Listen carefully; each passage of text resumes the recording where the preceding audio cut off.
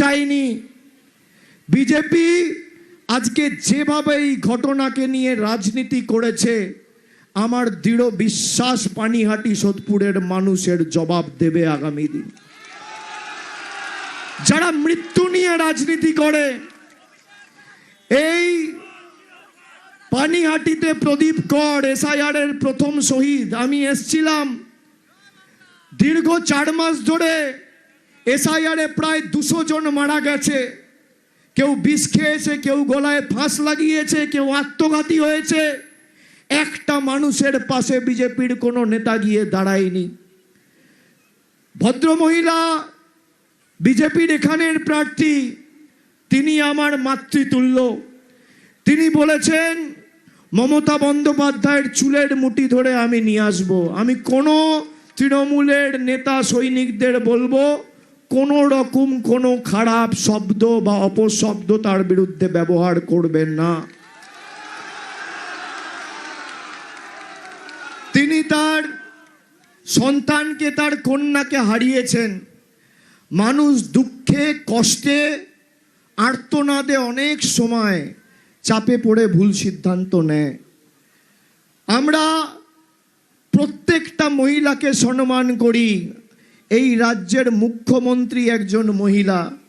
মমতা বন্দ্যোপাধ্যায়ের নেতৃত্বে রাজ্যের অর্থমন্ত্রী মহিলা, শিল্পমন্ত্রী মহিলা, স্বাস্থ্যমন্ত্রী নিজে মুখ্যমন্ত্রী, শেষ যে স্বরাষ্ট্র সচিব, শেষ যে মুখ্য সচিব ছিল সে একজন মহিলা, এখন যিনি স্বরাষ্ট্র সচিব আছেন সেও মহিলা। মহিলাদের সম্মান নিয়ে মমতা বন্দ্যোপাধ্যায় যে লড়াই করেছে ভারতবর্ষে কেউ করেনি। বিজেপি এখন বিভিন্ন জায়গায় গিয়ে বলছে মহিলা সংরক্ষণ বিল তৃণমূল পাস করতে দেয়নি। এখানে ক্যামেরা আছে, আমি দায়িত্ব নিয়ে বলছি মহিলা সংরক্ষণ বিল 28শে সেপ্টেম্বর 2023-এ পাস হয়ে গেছে ভারতবর্ষের সংসদে। আমি যদি মিথ্যে কথা বলি, বিজেপির কোনো নেতার যদি বুকের পাটা থাকে আমার বিরুদ্ধে মিথ্যে মামলা করে যাবে। আমি অন রেকর্ড ক্যামেরার সামনে দাঁড়িয়ে বলে যাচ্ছি।